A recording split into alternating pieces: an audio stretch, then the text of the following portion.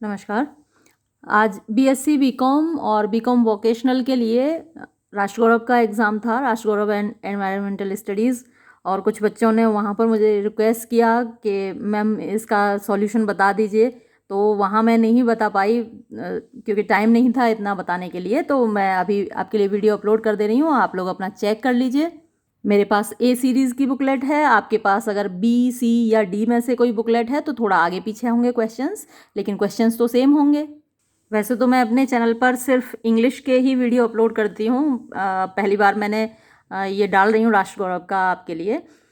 चलिए, पहला क्वेश्चन है ए बुकलेट सीरीज़ में कि निम्न में से कौन सा क्रिकेट खिलाड़ी है। इंग्लिश में भी दे रखा है, हिंदी में भी दे रखा है, आप दोनों में देख सकते हैं। क्वेश्चन सेम है। Anjum Chopra, Prem Chopra, Neeraj Chopra, Usain Bolt. तो इसमें जो क्रिकेट खिलाड़ी है वो अंजुम चोपड़ा है, यानी हमारा जवाब ए होगा। पंजाब के वर्तमान मुख्यमंत्री कौन है? वो भगवंत मान है। तेलंगाना की राजधानी क्या है? हैदराबाद है। आंध्र प्रदेश की भी हैदराबाद है और तेलंगाना नया राज्य बना है, उसकी भी राजधानी अभी हैदराबाद है। भारत का कौन सा राज्य गैंडा राज्य के नाम से जाना जाता है, यानी राइनो स्टेट? तो आसाम को राइनो स्टेट कहा जाता है। और इस वक्त उत्तर प्रदेश के गवर्नर कौन हैं? तो आनंदीबेन पटेल उत्तर प्रदेश की गवर्नर हैं। पीएनजी का पूरा नाम क्या है? पाइप्ड नेचुरल गैस है। पारादीप बंदरगाह किस राज्य में है? तो ये पारादीप बंदरगाह उड़ीसा में है। भारत में बहने वाली सबसे लंबी नदी कौन सी है? भारत में बहने वाली सबसे लंबी नदी गंगा है। फिर वर्ल्ड एनवायरनमेंट डे यानी विश्व पर्यावरण दिवस किस तिथि को मनाया जाता है? तो कल है, 5 जून को। 5 जून को मनाया जाता है, सही जवाब बी। और 14 नवंबर को क्या मनाया जाता है? बाल दिवस मनाया जाता है। ये तो आप लोगों ने बिल्कुल सही किया होगा, चाचा नेहरू का जन्मदिन होता है उस दिन, उसको हम बाल दिवस के रूप में मनाते हैं। फिर निम्न में से कौन सा वैदेही का पर्यायवाची नहीं है? वैदेही सीता जी को बोला जाता है। सीता जी भूमि से पैदा हुई थी तो उनको भूमिजा भी बोला जाता है, वो जानकी भी बोला जाता है। जनक जी की पुत्री थी तो जनक नंदिनी बोला जाता है। लेकिन मयंक सीता जी को नहीं बोला जाता, मयंक चंद्रमा को बोलते हैं। तो हमारा जवाब होगा डी। नेक्स्ट क्वेश्चन, निम्न में से कौन स्त्री का पर्यायवाची नहीं है? कुंदन, कनक, वामा, सुरभि। पर्यायवाची है, अच्छा, तो इनमें से स्त्री का पर्यायवाची वामा है। तो जवाब होगा सी। गणतंत्र का विलोम क्या है? नगण्य, मंत्र, तंत्र, राजतंत्र। तो राजतंत्र गणतंत्र का विलोम होगा। कमल का पर्यायवाची क्या है? सरोज है। पंचरत्न में कौन सा समास है? तो पंचरत्न में कर्मधारय तत्पुरुष द्विगु या फिर द्वंद्व। तो पंचरत्न में द्विगु समास है। निम्न में से कौन सा तत्पुरुष समास का उदाहरण है? महापुरुष, पदच्युत, त्रिवेणी, प्रतिदिन। इनमें से महापुरुष तत्पुरुष समास का उदाहरण है। सरस का विलोम क्या है? सरस जिसमें के रस होता है और जिसमें रस नहीं होता वो नीरस होता है। तो भाई ए हो गया इसका जवाब, सीधा साधा। चर्म, तो शब्द निम्न वर्गों में से किस वर्ग में आता है? चर्म क्या है? चमड़ी को बोलते हैं, और चमड़ी देशज में आएगा। और उसका ये जो चर्म है वो कैसा शब्द है? देशज नहीं है, विदेशी नहीं है, तद्भव भी नहीं है, ये तत्सम है चर्म। 12 का तत्सम शब्द क्या है? 12 को आप अभी हम पूछें तो इंग्लिश में तो आप 12 बता देंगे, लेकिन 12 का जो तत्सम शब्द है वो द्वादश है। 2 और 10 यानी कि द्वादश 12। तो हमारा जवाब होगा बी। फिर निम्न में से तत्सम शब्द छांटकर बताइए। नक्षत्र, नखत, पन्ना और पूत। तो जो तत्सम शब्द है वो नक्षत्र है यहाँ पर। सप्तशती का तद्भव होगा सप्तशती, और उसका तद्भव यानी कि देशज जो शब्द होते हैं तद्भव तत्सम तो आपने अच्छे से पढ़े ही होंगे। तो सप्तशती का तद्भव होता है सतसई, जैसे बिहारी सतसई में आता है ना, तो सतसई जो है वो सप्तशती का तद्भव है। फिर है निम्न में से तद्भव शब्द छांटकर बताइए। सर, पूरब, लज्जा, मयूर। तो बाकी सब तो नहीं है, लेकिन जो पूरब है वो तद्भव शब्द है। तो जवाब होगा हमारा बी। फिर है निश्चय शब्द का विच्छेद होगा। निश्चय शब्द का विच्छेद ने और चय होगा। राजपुरुष में कौन सा समास है? राजपुरुष में तत्पुरुष समास है। पीताम्बर का विग्रह क्या होगा? पीताम्बर का विग्रह जब हम करेंगे तो ये होगा पीतम अंबरम यस्य सह। पहला जवाब होगा हमारा ए। नीलकमलम में समास कौन सा है? नीलकमलम में कर्मधारय समास है। उत्तर रामचरित के लेखक कौन है? उत्तर रामचरित के लेखक भभूति हैं। फिर बहुब्रीहि समास का उदाहरण कौन सा है? बहुब्रीहि समास का उदाहरण इसमें नीलकंठ है। रामायण के लेखक कौन हैं? बहुत सारे बच्चे इसमें कंफ्यूज करते हैं और बड़े शर्म की बात होती है जब आपको नहीं मालूम होता कि रामायण के लेखक कौन हैं और रामचरितमानस के लेखक कौन हैं। रामायण के लेखक वाल्मीकि हैं और रामचरितमानस के लेखक तुलसीदास जी हैं, ज़रूर याद रखिएगा ये। फिर है नेक्स्ट क्वेश्चन, काव्य प्रकाश के लेखक कौन हैं? तो काव्य प्रकाश के लेखक मम्मट हैं। त्रिफला में समास कौन सा है? त्रिफला में द्विगु समास है। दिगंत शब्द का विच्छेद क्या होगा? दिक और अंत। नेक्स्ट, अग्नि की उड़ान, अच्छा ये इंग्लिश में है बुक विंग्स ऑफ फायर करके, तो इसके लेखक कौन हैं आपको ज़रूर पता होना चाहिए। हमारे देश के हीरो इसके लेखक एपीजे अब्दुल कलाम हैं। विंग्स ऑफ फायर नाम से उन्होंने बहुत खूबसूरत किताब लिखी है, ज़रूर पढ़िएगा जब भी आपको अवसर मिले। फिर है न्याय दर्शन के संस्थापक कौन थे? न्याय दर्शन के संस्थापक गौतम थे, ऋषि गौतम से आप परिचित होंगे। कुतुब मीनार किस राज्य में है? कुतुब मीनार आपने देखी ही होगी, वो दिल्ली में है। मार्तंड सूर्य मंदिर किस राज्य में है? ये जो जवाब यहाँ पर ऑप्शंस दिए गए हैं, उत्तर प्रदेश, मध्य प्रदेश, तमिलनाडु, उड़ीसा, ये चारों ही जवाब गलत हैं। कोणार्क जो सूर्य मंदिर है वो है उड़ीसा में, मार्तंड सूर्य मंदिर जम्मू कश्मीर में है। तो ये सारे ऑप्शंस यहाँ पर गलत हैं। अगर आप इसमें से कोई भी जवाब लगा कर आए होंगे तो मेरे हिसाब से यूनिवर्सिटी आपको पूरे मार्क्स देने चाहिए यूनिवर्सिटी को, क्योंकि मार्तंड सूर्य मंदिर जम्मू कश्मीर में, हालांकि उसकी दुर्गति हो चुकी है, क्या चुकी है, की गई थी। चलिए फिर आगे बढ़ते हैं। निम्न में से कौन सा युग्म सही है?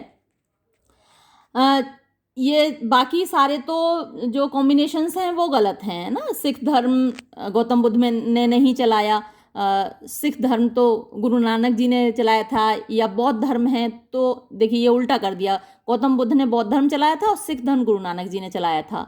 ईसाई धर्म आप जानते ही हैं ईसा मसीह ने चलाया था। तो जो सही युग्म है वो जैन धर्म, महावीर स्वामी। हमारा जवाब हुआ बी। फतेहपुर सीकरी की स्थापना किसने की? अकबर ने की। फिर है सारनाथ का स्तूप किस शहर में है? वाराणसी में है। गणतंत्र दिवस कब मनाया जाता है? 26 जनवरी को मनाया जाता है। 15 अगस्त को स्वतंत्रता दिवस मनाया जाता है। ये बिल्कुल कंफ्यूज मत कीजिएगा। फिर है निम्न में से कौन सा मंदिर जम्मू कश्मीर में स्थित है? तो आपको मालूम है वैष्णो देवी जम्मू कश्मीर में है। अगला सवाल है ताल छापर के पक्षी अभयारण्य किस शहर में है? तो ताल छापर पक्षी अभयारण्य ये बीकानेर के पास में है, तो जवाब होगा हमारा बीकानेर।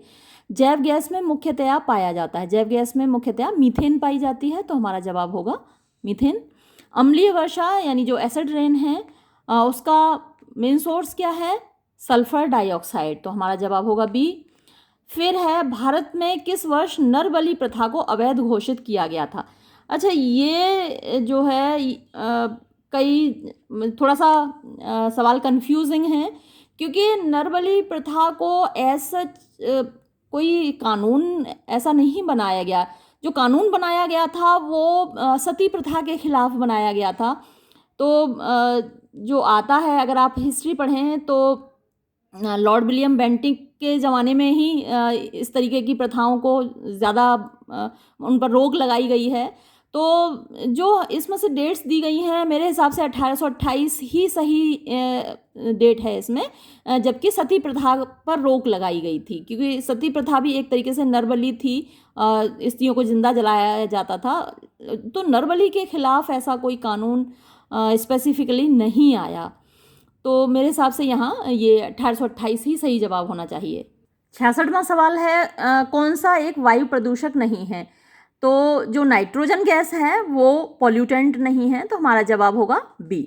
नेक्स्ट है ओजोन परत पाई जाती है। ओजोन परत आपको मालूम ही होगा स्ट्रेटोस्फीयर में पाई जाती है, क्लास 6 में ही पढ़ा दिया जाता है ये। तो फिर है ध्वनि प्रदूषण की इकाई है, यानी नॉइज़ पॉल्यूशन हम कैसे मेज़र करते हैं? तो वो डेसिबल में मेज़र किया जाता है, हमारा जवाब होगा सी। नेक्स्ट क्वेश्चन है निम्न में से कौन सा जीवाश्म ईंधन नहीं है, यानी फॉसिल फ्यूल इनमें से कौन सा नहीं है? कोयला आपको पता ही है फॉसिल फ्यूल है, तेल भी फॉसिल फ्यूल है, जो नेचुरल गैस है वो भी फॉसिल फ्यूल है, यूरेनियम फॉसिल फ्यूल में इंक्लूड नहीं होता, तो हमारा जवाब होगा ए। नेक्स्ट क्वेश्चन, भारत में सबसे प्राचीनतम विश्व विरासत स्थल कौन सा है? तो भारत का जो ओल्डेस्ट वर्ल्ड हेरिटेज साइट है वो सांची का स्तूप है, तो हमारा जवाब होगा डी। इकोलॉजी शब्द को दिया है किसने दिया है? हेकल ने दिया है। जवाब होगा बी। भारत में इकोलॉजी के जनक कौन कहे जाते हैं? प्रोफेसर रामदेव मिश्रा कहे जाते हैं। जवाब होगा हमारा सी। नेक्स्ट क्वेश्चन, एसिड रेन क्या है? CO2 और NO2 की जो ज़्यादा मात्रा हो जाती है, एक्सेस हो जाती है, तो वो एसिड रेन कहलाती है। हमारा जवाब होगा ए। फिर है, वायुमंडल की कौन सी परत में ओजोन पाई जाती है? ये सवाल फिर से रिपीट हो गया, दो पहले भी आ चुका है। स्ट्रेटोस्फीयर में पाई जाती है ozone layer. Next question, ecosystem में मुख्य अवयव क्या हैं? तो वो बायोटिक और एबायोटिक हैं, जैविक और अजैविक। हमारा जवाब होगा ए। नेक्स्ट क्वेश्चन है, इकोसिस्टम में ऊर्जा का मुख्य स्रोत क्या है? वो है सूर्य का प्रकाश यानी सनलाइट। तो हमारा जवाब डी। सूर्य से ऊर्जा प्राप्त करने का नवीकरण स्रोत है सोलर। तो ये जवाब हुआ हमारा बी। फिर है, इनमें से कौन सा गैर नवीकरण ऊर्जा का स्रोत है यानी नॉन रिन्यूएबल एनर्जी सोर्स है? तो वो कोयला है। कोयला तो एक बार जल के फिर ख़त्म हो जाता है, तो वो नॉन रिन्यूएबल है। फिर सौर ऊर्जा है, गैर परंपरागत नॉन कन्वेंशनल है। तो हमारा जवाब हुआ ए। नेक्स्ट क्वेश्चन, बायोगैस के उत्पादन का संबंध है। तो ये एक्शन होता है माइक्रो ऑर्गेनिजम्स का, तो सूक्ष्म जीवियों की क्रिया से इसका संबंध है। हमारा जवाब होगा डी। फिर है, रूफटॉप रेन वाटर हार्वेस्टिंग, ये जो टेक्निक है उसको रिचार्ज किया जाता है भूजल से। फिर है, हीराकुंड बांध, हीराकुंड डैम कहाँ पर है? वो महानदी के ऊपर है। तो हमारा जवाब हुआ बी। नेक्स्ट क्वेश्चन है, निम्न में से कौन सा कार्बोहाइड्रेट का स्रोत नहीं है? तो हमारा जवाब होगा चना, है ना, इसमें प्रोटीन ज़्यादा होता है। चावल में तो हाँ देखिए, जब हम मोटे हो रहे होते हैं तो सब लोग हमें मना करते हैं चावल मत खाओ, तो इसमें चना आएगा हमारा जो जवाब होगा। फिर है, शहद में मुख्य शर्करा क्या है? तो शहद में जो मुख्य शर्करा होती है वो लेवुलोज होती है। हमारा जवाब होगा सी। फिर है, जल विद्युत संयंत्र द्वारा उत्पन्न ऊर्जा वो प्रदूषण रहित, है ना, नॉन पॉल्यूटेड एंड रिन्यूएबल होती है। तो हमारा जवाब होगा ए। नेक्स्ट क्वेश्चन, सॉइल पॉल्यूशन का मुख्य कारण क्या है? एरोसोल है। तो हमारा जवाब होगा ए। वो मैंने उधर इंग्लिश वाले में मार्क कर दिया था। तो क्वेश्चंस तो सेम है ना, चाहे इंग्लिश वाले में मार्क कर लीजिए चाहे हिंदी वाले में, कोई फ़र्क नहीं पड़ता। फिर जल प्रदूषण का निम्न में से कौन सा मुख्य कारण है यानी primary cause of water pollution क्या है? मानवीय क्रियाएं, हम इंसानों ने सब पॉल्यूट कर दिया है। तो हमारा जवाब बी होगा, हम खुद ही जिम्मेदार हैं। फिर नेक्स्ट क्वेश्चन है, निम्न में से तापीय प्रदूषण यानी कि थर्मल पॉल्यूशन का कारण क्या है? वो ऊर्जा संयंत्र हैं, सी होगा। नेक्स्ट क्वेश्चन, इकोलॉजिकल पिरामिड की संकल्पना सर्वप्रथम किसके द्वारा दी गई थी? तो ये जो कंसेप्ट है इकोलॉजिकल पिरामिड का, ये सबसे पहले इल्टन द्वारा दिया गया था। तो जवाब हमारा होगा डी। फिर अधिक जैव विविधता पाई जाती है ना, मैक्सिमम बायोडाइवर्सिटी कहाँ मिलती है? ट्रॉपिकल रेन फॉरेस्ट में मिलती है। जवाब हमारा ए हुआ। ऊर्जा का पिरामिड, पिरामिड ऑफ एनर्जी कैसा होता है? सदैव सीधा, ऑलवेज अपराइट। फिर पौधों में वैश्विक स्तर पर अधिकतम जैव विविधता पाई जाती है, वो कवक में यानी फंगी में। फंगस आप देखते हैं ना, कितनी कितनी तरह की फंगस लगती है। नेक्स्ट क्वेश्चन, ग्लोबल वार्मिंग को नियंत्रित किसके द्वारा किया जाता है? तो ग्लोबल वार्मिंग को जीवाश्म ईंधन का कम प्रयोग करके, यानी अगर हम फॉसिल फ्यूल का कंजम्पशन रिड्यूस कर दें तो उससे ग्लोबल वार्मिंग को कंट्रोल किया जा सकता है। लेकिन करता कौन है भाई? भारत में जैव विविधता का हॉट स्पॉट वेस्टर्न घाट है। फिर जैव विविधता का मापन करते हैं जेनेटिक लेवल पर या फिर स्पेसीज लेवल पर या इकोसिस्टम लेवल पर या उपयुक्त सभी पर? तो सभी पर किया जाता है। जवाब हमारा होगा डी। नेक्स्ट है, जिम कॉर्बेट नेशनल पार्क कहाँ है? उत्तराखंड में है। जवाब हमारा होगा ए। नेक्स्ट है, भगवान पर फूलों का चढ़ाना किस चीज़ का उदाहरण है? तो भाई ये किस चीज़ का उदाहरण है? इसको कहा जा सकता है जैव विविधता का सामाजिक मूल्य यानी सोशल वैल्यू ऑफ बायोडाइवर्सिटी, हम इसको कह सकते हैं। नेक्स्ट, आपदा प्रबंधन का राष्ट्रीय संस्थान भारत में स्थित है, वो दिल्ली में है। जवाब हमारा होगा सी। WHO के अनुसार कोरोना वायरस के लिए कौन सी सावधानियां लेनी चाहिए? सामाजिक दूरी, मास्क का प्रयोग, सैनिटाइजर का प्रयोग, इससे तो आप खूब परिचित हैं, सभी लोग इसको ज़रूर मार्क करके आए होंगे। इसका जवाब है डी। फिर रणथंभौर राष्ट्रीय उद्यान कहाँ है? राजस्थान में है। जवाब हमारा बी। नेक्स्ट है, ओजोन परत नष्ट हो जाती है, वो क्लोरोफ्लोरोकार्बन से नष्ट हो जाती है, तभी तो अब CFC फ्री आती है ना, जो हमारे AC आते हैं या फ्रिज आते हैं, पहले इनमें CFC यूज़ होता था, अब नहीं होता है। तो हमारा जवाब हुआ सी। यूट्रोफिकेशन अधिकतम पाया जाता है, ये गहरी झील की ऊपरी सतह पर पाया जाता है। इसमें जो पानी है उसमें ऑक्सीजन की कमी हो जाती है, आपने देखा होगा, जो ग्रीन लेयर जम जाती है। तो ये जवाब हमारा बी होगा। घरेलू उत्पाद में पाया जाता है, ये क्वेश्चन थोड़ा सा कंफ्यूजिंग कर दिया है और मैंने ये मार्क भी नहीं किया है।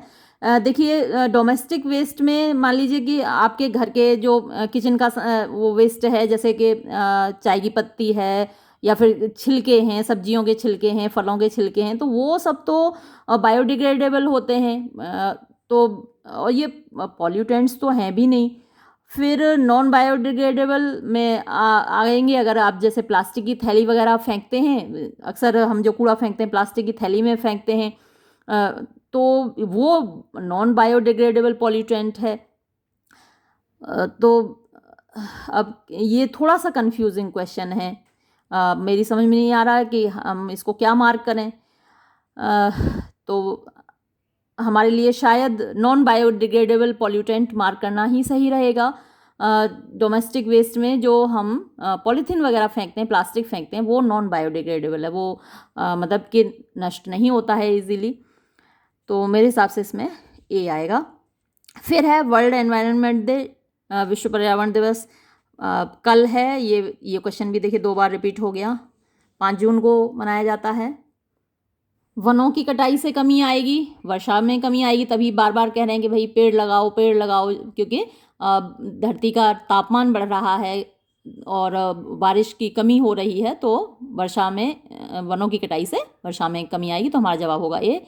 पृथ्वी का रूप माना जाता है an open system close system, यानी एक खुला तंत्र बंद तंत्र, तो दोनों ही हैं, क्लोज सिस्टम भी है और ओपन सिस्टम भी है। तो मेरे हिसाब से इसका जवाब सी होगा। फिर है AQI स्टैंड्स फॉर, AQI क्या होता है? एयर क्वालिटी इंडेक्स होता है। तो जवाब हमारा होगा डी, मैंने इधर इंग्लिश वाले में मार्क कर रखा था ये। फिर है in India rain forest are found in, भारत में रेन फॉरेस्ट कहाँ पाए जाते हैं? तो ये सवाल भी मेरे हिसाब से गलत है। मतलब सवाल तो सही है लेकिन जो ऑप्शंस हैं वो गलत हैं। रेन फॉरेस्ट इंडिया में अंडमान निकोबार में, वेस्टर्न घाट्स में या फिर ग्रेटर आसाम रीजन में पाए जाते हैं, जो कि इनमें से कोई भी जवाब नहीं दे रखा। अच्छा हाँ, जवाब ये होगा ना, इनमें से कोई नहीं, जो जवाब होगा हमारा डी होगा, इनमें से कोई नहीं, क्योंकि इनमें से कहीं मिलते नहीं। अंडमान निकोबार और वेस्टर्न घाट्स में और ग्रेटर आसाम रीजन में मिलते हैं। तो जवाब हमारा होगा D.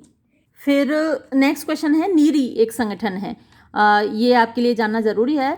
National Environmental Engineering Research Institute NEERI है। तो ये किससे रिलेटेड है? वातावरण से रिलेटेड है। तो हमारा जवाब होगा इसमें सी। आप में से कई लोगों ने शायद इस क्वेश्चन को अटैम्प्ट नहीं किया होगा, लेकिन आपके लिए ये जानना ज़रूरी है नीरी के बारे में।